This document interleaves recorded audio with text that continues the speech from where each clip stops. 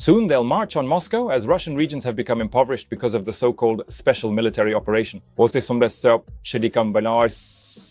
new nuclear arms race with the US will destroy the Kremlin regime. There's no more money to throw at the stormy petrels. Cuts in payments to mercenaries. China refuses to save the Kremlin. Xi won't give any more money. New strikes on the oil industry. Billions of dollars are burning in the Russian sky. How much longer does the oil monster have to live? We'll discuss it right now on the Razborka project.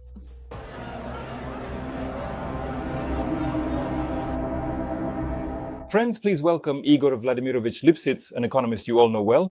Igor Vladimirovich, hello. Thank you for finding the time to talk with us. Good afternoon. Hello? I came across an article that, to be honest, really put me into a kind of journalistic stupor.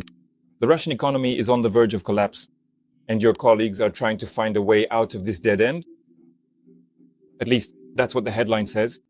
They refer to the fact that this week brought a new wave of macroeconomic statistics for the third quarter, and it's discouraging for Putin's Russia. They say that sunflower oil, pork, bread, beef, frozen fish, tomatoes, everything, absolutely everything, is going up in price.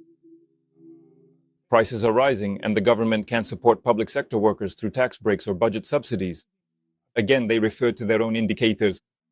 And so they say one of the solutions is demilitarization. Only this can bring things back, or among other things, denazification, that is, once again, turning to the workforce abroad. But I know that you always assess the situation soberly. Please tell me, what is the real, current, and actual state of the Russian economy as of today? Well, this is an economy that was running on stimulants for a while, but many people at that moment decided that this was normal, that this is just how it is. They thought the Russian economy was in good athletic shape, that it could keep running like this for a long time, and that there would be no problems. So there were even reports released by some foreign economists claiming that the dictator had a reliable rear, that everything was fine. But stimulants have certain properties, they wear off, and if you inject a new dose, it's unclear how that will affect the health of the organism as a whole.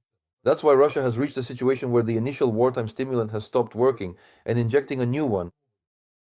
It doesn't work the same way anymore. You have to increase the dose, and that destroys the organism. And the organism of the Russian economy has indeed been quite severely damaged. For many reasons. First of all, look, Russia has lost its connections with foreign partners. This is, above all, of course, the profitable European market for oil and gas, which provided, how should I put it, the main source of Russia's prosperity. Let's just call it exactly that. This main source of Russia's prosperity has been lost, and now all of Russia's prosperity depends on whether it can sell oil and gas to just two major buyers, India and China. But these buyers are tough. They demand large discounts, price reductions, and as a result, the income is not particularly impressive. There may be resources, but the money situation is pretty bad. In addition, people have gone to war, people have been lost, people have died, become disabled. That means they also need to be paid pensions, which increases the financial burden on the state, on every pension fund. Foreign companies have left, the ones that maintain technological lines and entire enterprises. This has all led to technological degradation, but a lot of other things have happened too. The main thing is that a huge amount of military doping money was injected, and it caused inflation.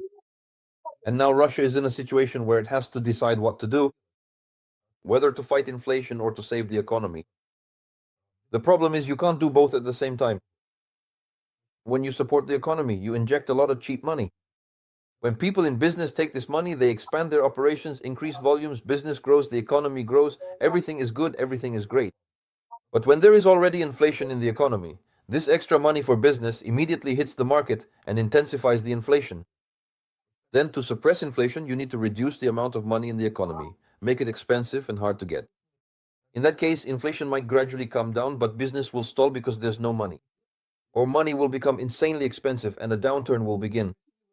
And now Russia has found itself in this situation and no one knows how to get out of it.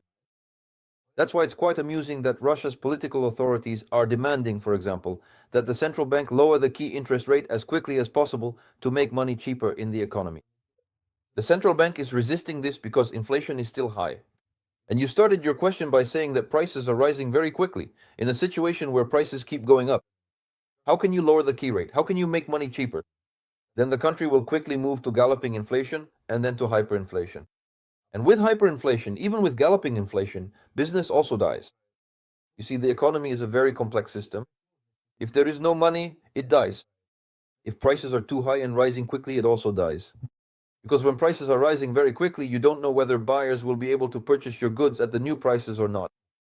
And how much will it cost you to buy the next batch of raw materials, supplies, or components? You end up in such a state of uncertainty that doing business becomes simply impossible. That's why, with very high rates of inflation, two things happen.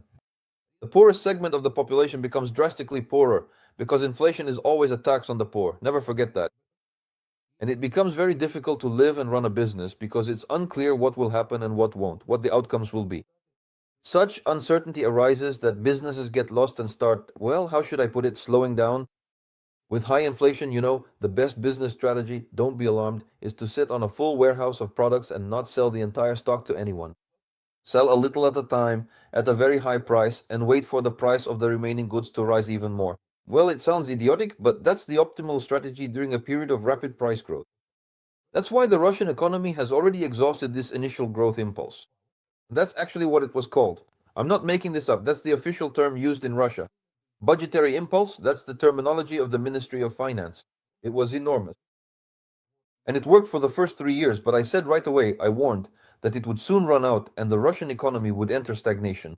And that's exactly what happened. Now it's already starting to decline, and entire sectors, not just individual enterprises, but whole sectors, are already getting into trouble. That's why a lot of unpleasant phenomena are already beginning in Russia. We mentioned inflation, but now unemployment is also starting to rise in Russia. Not open, but hidden unemployment. Russia is very distorted, a very abnormal country. It's an economic system, so here unemployment isn't open but hidden. One could explain for a long time why this is the case, but it's a fact. As a result, people are now being moved to reduced work weeks, with corresponding reductions in wages. So the process has begun. Not wage growth, but a decline in the nominal incomes of the population at those enterprises that have switched to reduced work weeks. And that's already about 250,000 people. The process has started. Now the situation is developing. It seems like a lot of money was pumped into the economy, right? Even the economy is doing well in terms of money. But the economy is falling apart, and the process of non payments has begun, just like it was in the 1990s. And now Russian companies are starting to return to the extremely inconvenient practice of 100% prepayment. If you pay 100% in advance, no one gives you anything back because it's very risky that you won't return it. 40% of large Russian companies say they are currently experiencing major problems due to non payments. That is, they deliver the goods, but the buyer doesn't pay. And you don't replenish your working capital, so you can't keep operating. All of these are signs of a very serious illness. It's the fourth year of the war. The war has torn apart, destroyed, and severely weakened the Russian economy. No one knows what to do about it. A weakened economy stops growing and starts to decline. This makes Putin nervous. He demands that the economy grow faster. But the ministers can't do anything. That's the situation. Igor Vladimirovich, I want to ask you about the following. In the context of the recent political statements from the US administration, where Donald Trump said, let's test nuclear weapons, and apparently gave the Pentagon an order, could this accelerate the collapse of the Russian economy? Will Putin even get involved in this arms race like what happened in the second half of the 20th century? Or does he understand how it all could end? And at some point, will this really become the key factor that makes him drop out of the competition? Tell us, how do you see it? Well, of course, this is more a matter of politics, not really my field, but I think Putin can't withdraw from this process. I want to clarify about your field, specifically in the context of finances. Does he have the financial means to compete? And if so, up to what point? Well, the thing is, when you're a dictator, you don't feel like your resources are limited.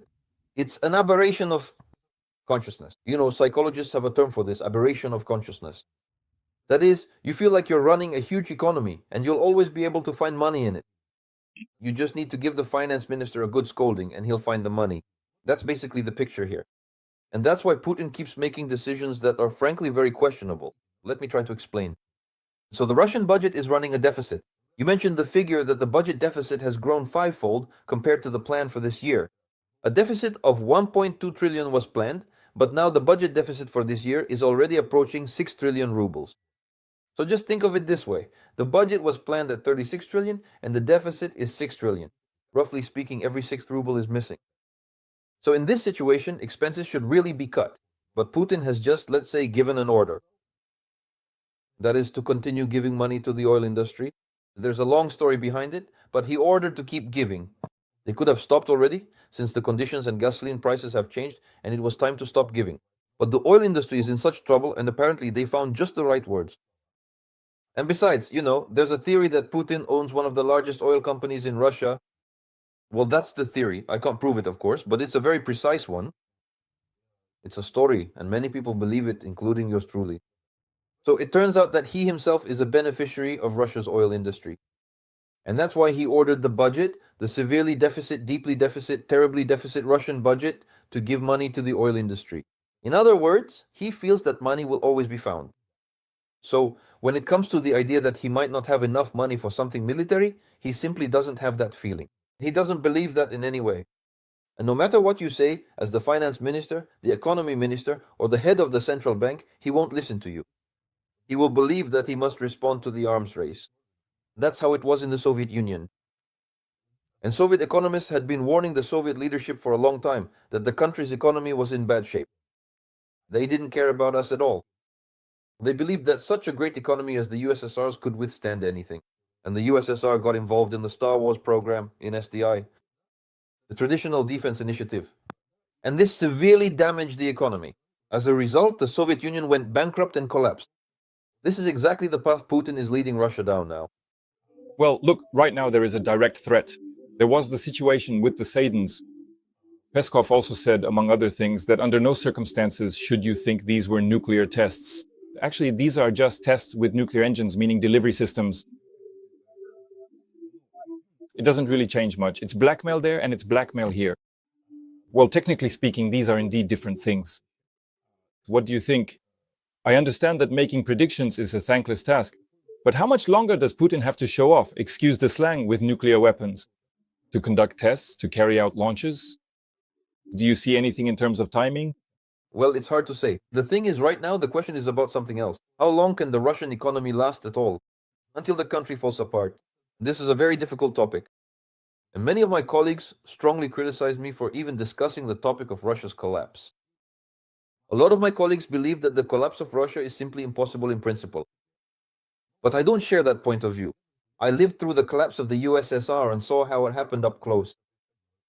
I understand very well that what holds a country together is money. Not even religion in today's world. Not even ethnic similarity, not some shared history, not culture, not language. There are certain things that hold very strongly. If there is money, the country stays together. If there is no money, the country starts thinking about how to survive. People try to survive. You have to understand that. This is a normal story. Every person tries to survive. And the leader of any region, any country, any city tries to survive so that the local population, as they say, doesn't crucify him. That's why, of course, when the money runs out, the question arises, is it worth living together with Moscow? And the threat of disintegration begins. That's why I have never said that the collapse of Russia would be along ethnic or religious lines. That's simply not true. It will be purely for economic reasons. When Moscow finally loses the ability to help the regions, and a region is left alone, face to face with its own population in trouble, they'll start to wonder whether they should still love Moscow. That's the situation we're heading toward. In fact, even today we can see that the Moscow authorities are unable to support Russia's regions. Regional budgets are in serious trouble. They're running deficits. They're tightening the noose with loans, but they're borrowing from banks. But understand, they're not taking out loans to build something in the region and then use the income from that to pay off the loan. They're taking out loans just to pay for utilities, city lighting, for example, the operation of public transport. But they're borrowing at 19% annual interest. That's the situation. And at the same time, their tax base is shrinking. So Russia's regions are tightening the noose, heading for the gallows, practically on the verge of bankruptcy. What Putin is going to do about this, nobody knows. But this means that the very foundation holding Russia together, the sort of alliance between the regions and Moscow, is basically starting to fall apart. That's why I quite believe that Putin will keep trying to pursue the arms race. But the country will simply collapse beneath him. It simply won't survive this, just like the Soviet Union fell apart. An arms race, an arms race. A huge military industry, a huge KGB. And nothing saved it. The country just crumbled. Every voice matters. Join our community, support independent journalism and help us bring you the truth from Ukraine. Become a member of Ukraine today. Join us now. Well, let's hope that Trump notices this tempting tidbit, because really these tests that he just announced literally the other day, a missile for the first time, an intercontinental ballistic missile, was launched in the United States for the first time in decades. By the way, this Minuteman III, if I'm not mistaken, that's what the missile is called. It actually entered service with the United States back in the 1970s. I studied it myself. Really? I studied it myself. I served in air defense. I studied those missiles back then, yes. Listen, but briefly, as they told you when you served in the air defense, do they shoot down or are they scary? The most important question in air defense then, and I think now, is the so-called approach time. Yes. That is, how long the missile is in flight. If it flies from the territory of the USA, then the approach time is long. And in that case, the air defense has time to get ready, and there is hope that it can be shot down. But the Americans started talking about deploying these missiles in Europe, and there the approach time is 6 or 7 minutes. And if you launch from Finland to St. Petersburg, you understand that there's basically no time at all, right? So in this situation, I don't know how capable the current Russian air defense system is of handling such a short approach time. Well, when I served, the Soviet air defense was kind of, a zone of technical stagnation. How can I put it? It was all vacuum tubes. I can say that since then, Russian electronics have advanced, but not by much. It still lags far behind the West. So what kind of early warning, guidance, and so to speak, interception system they have there, I can't say. I just don't know. I'm not a military expert, but I think that right now, it's unlikely there are any chances to invest in and create a system capable of shooting down such fast and low-flying missiles. So, of course, Putin has achieved the result of weakening Russia's defensive capability, because now the missiles are so close that there might simply not be enough time to react to them. Igor Vladimirovich, there's something else I'd like to ask you. Bloomberg writes that now the US is not trying to pull Russia away from China, as Donald Trump previously announced. He realized that was a naive and foolish idea, and now they're trying more to pull China away from Russia. What are they referring to? Well, first of all, the first point is the US-China agreements, the trade agreement, which you know very well and have studied. To remind our audience, it is aimed at restoring economic balance, protecting national security, and supporting workers and businesses. The agreement was personally signed by Xi Jinping and Trump. So China is reducing its oil purchases from Russia, including due to US sanctions. That's already point two. Could you please tell us how much you believe the US will succeed in tearing China's tentacles away from Russian resources?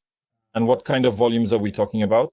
Well, it's hard to say how successful they'll be, but of course some movement is possible and it's worth discussing. So, it's important to understand that the current state of affairs is such that, as far as we know, Russia now sends almost, well, as far as I can tell, up to 90%. Previously it was 80%. But now it seems that about 90% of its oil exports go to just two countries, India and China. So accordingly, even if these countries cut their purchases by just half, that would mean Russia loses up to 40% of its oil exports. This would instantly collapse Russia's entire financial system. The revenues would disappear. And then how do you finance the war and at the same time somehow pay pensions and somehow keep civil transportation running? It's not clear at all. In other words, the country instantly finds itself without money. So what happens then? You either have to take money from the population, but that's difficult and very politically dangerous. Or you start an absolutely insane money printing mission, which is already very intense during the war, but this would just be madness. But then Russia would instantly end up in exactly the situation we discussed, hyperinflation. Well, this is also a well-known story. Many countries that get involved in war end up with hyperinflation, which destroys the economy and drives people into poverty. But people are suppressed by the war through police forces, and they live in this situation, suffering terribly and becoming destitute. This is possible. So I think that if such a situation arises with China and India, Russia will move toward hyperinflation. The government will finance all its expenses with newly printed money. This money will flood the market, and since there is and will be no increase in the supply of goods to match it, hyperinflation will occur, with prices rising by 50 or even 100% per year, or perhaps even more, just like in the 90s. In other words, Russia will return to the 90s with the destruction of the economy and the impoverishment of a huge number of people. This won't stop Putin, believe me. He doesn't care about that. And, okay, how do you assess such an argument for the Putin economy, or rather, its effectiveness? Let me remind our audience that there was another strike on the Lukoil oil refinery in Volgograd, and right now the Kostroma thermal power plant is also burning. But we still want to talk more about the oil resources of the Russian Federation, including, for example, the port of Tuapse, which has suspended fuel exports. That happened a few days ago. And in fact, to be honest, a day when there isn't a strike on Russian oil infrastructure is already considered something negative and, well, strange. Igor Vladimirovich, how do you assess the strikes on oil refineries and gas processing plants?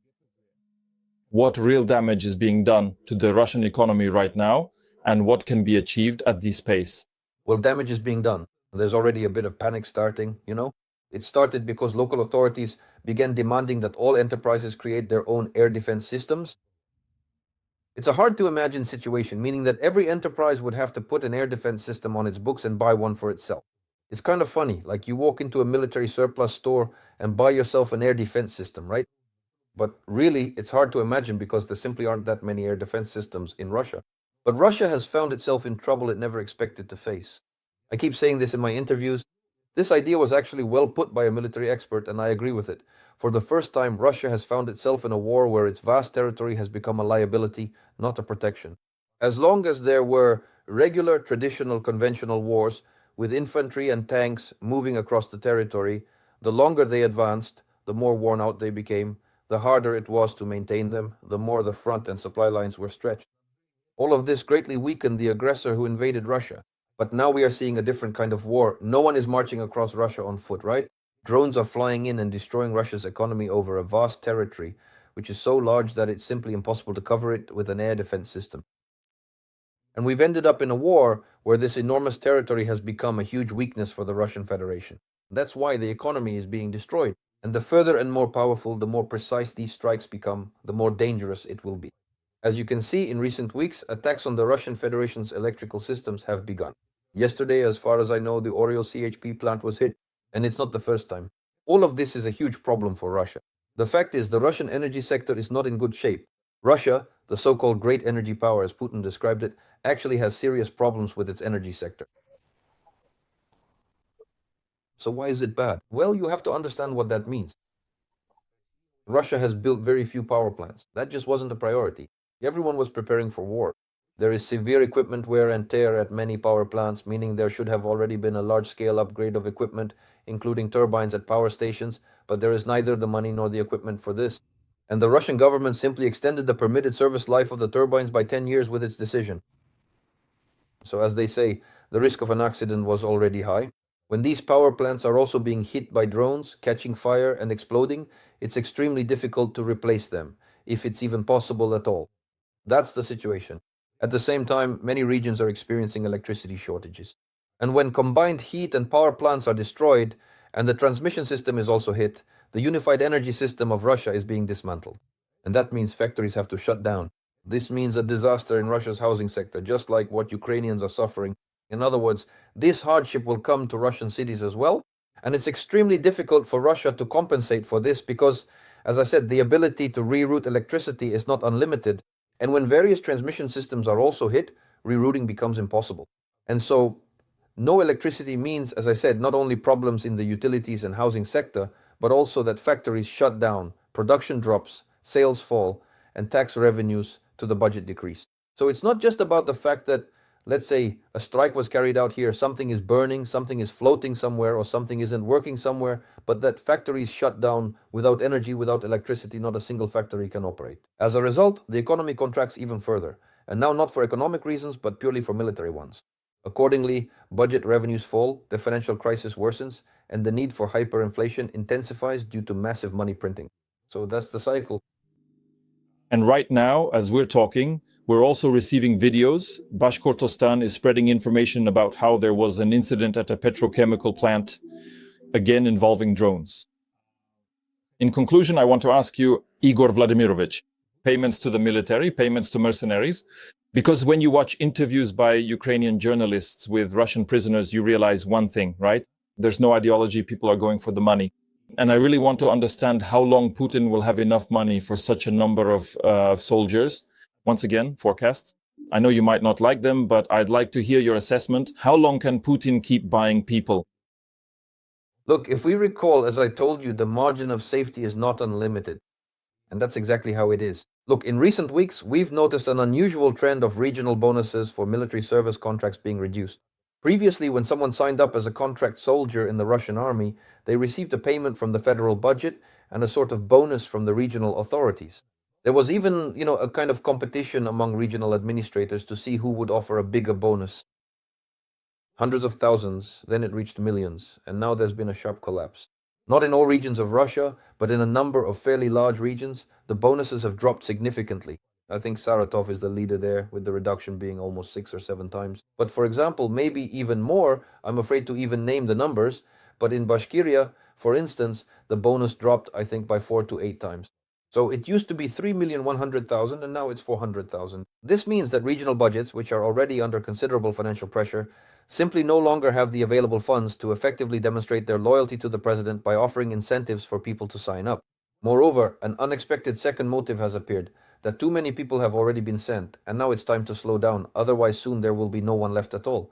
It's a strange situation because in reality, people are leaving, well, for war. How can I put it? It's not a good way to say it, I apologize, but it sounds like these are surplus people. So in other words, Putin is now burning through Russia's surplus people. These are people who are needed by no one, not the economy, not their families. But they will remain in Russia for some time yet, though not indefinitely.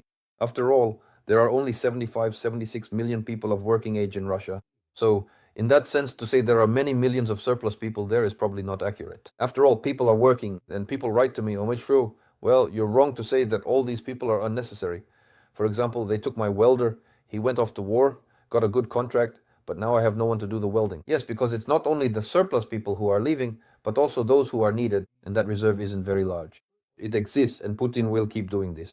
But now, notice that at the regional level, the money for supporting mobilization or for supporting contract soldiers is running out. And as for military payments from the federal budget, there are problems there too. Once again, the federal budget has a huge deficit. So if you want to cover that deficit, you have to find the money somewhere. Where do you get that money? Look, we're discussing the attacks on TUAPs, on the ports. That means a reduction in oil exports, a drop in oil export revenues, right? The money is disappearing. So it's also hard to get it inside Russia. Of course, right now in Russia, they're raising taxes, increasing fees for government services, and upping fines. Oh my God, it's getting ridiculous. They've doubled the fee, I think, for exchanging a driver's license. My goodness, they've stooped to such petty things that it even sounds like a joke. They're begging wherever they can. That means things are really bad with money, yes. Otherwise, they wouldn't resort to such nonsense, wouldn't use such trifles. So, as they say, the financial resources are running out. It's impossible to spend the entire national wealth fund. And there are only 4 trillion left there with today's deficit. If you recall, we mentioned it, almost 6 trillion. So, in this sense, the situation is already beyond compensation. And this is what they mean when they say Putin is running out of money. So, what's left to do? Cut salaries, switch to a rationing system for wage regulation. In other words, somehow, well, how should I put it? Get their hands on deposits. I understand this is a tricky issue, but they could go after not so much the deposits themselves as the income from those deposits. Understand that Russians keep a lot of money in banks. These first years of the war have brought income to a lot of people. We shouldn't forget that there are quite a few people in Russia who want war, love war, and get rich from war. And I calculated this share. It turned out to be quite large for me. There are estimates even higher than mine, but I stick to my own calculations. According to my calculations, about 20% of Russia's population are beneficiaries of the war. That is, 26 to 28 million people are happy about the war, want it to continue because it has led to an increase in their income. Today, I was actually joking about this on my Telegram channel. I reposted a photo of a handbag, a Jane Birkin handbag. There's a brand called Hermes. It's being sold right now at the central department store in Moscow, Tisum, right? So, how should I put this? It's a soulful handbag. I'll even tell you its price now because I'm afraid I might get it wrong. The number is, mind blowing, but I'll try to recall it anyway, right? So, here it is, this number. The handbag costs 36.5 million rubles. 36.5 million rubles. But there are people who profit so much from the war that they're willing to pay that kind of money. That's why these people are earning very high interest. So in recent years, Russians have been earning up to 12 trillion rubles in interest on deposits. That's why I wouldn't rule out that there will be some attempt to get their hands on this interest. Maybe not on the deposits themselves right away, but on the interest, yes. We'll see how that turns out. Because there are no other sources of money. It's pretty funny. Russia tried to borrow money from China. For 10 years, they tried to persuade the Chinese to allow borrowing money on the Chinese domestic market. The Chinese categorically refused. China simply doesn't have that kind of affection to allow Chinese capital to flow into the Russian economy. This is something China does not permit. So when you ask what China's attitude toward Russia is and how friendly or willing to help they are, the answer is not at all. Selling motors for drones? No problem. That's fine. But helping Russia with money or investing in it? No. Yes, let's hope that the idea of saving a drowning man really doesn't occur to the Chinese. Thank you very much. Igor Vladimirovich Lipsits, a Russian economist, was on the air for the Razborka project. All the best to you. Thank you for the interesting conversation.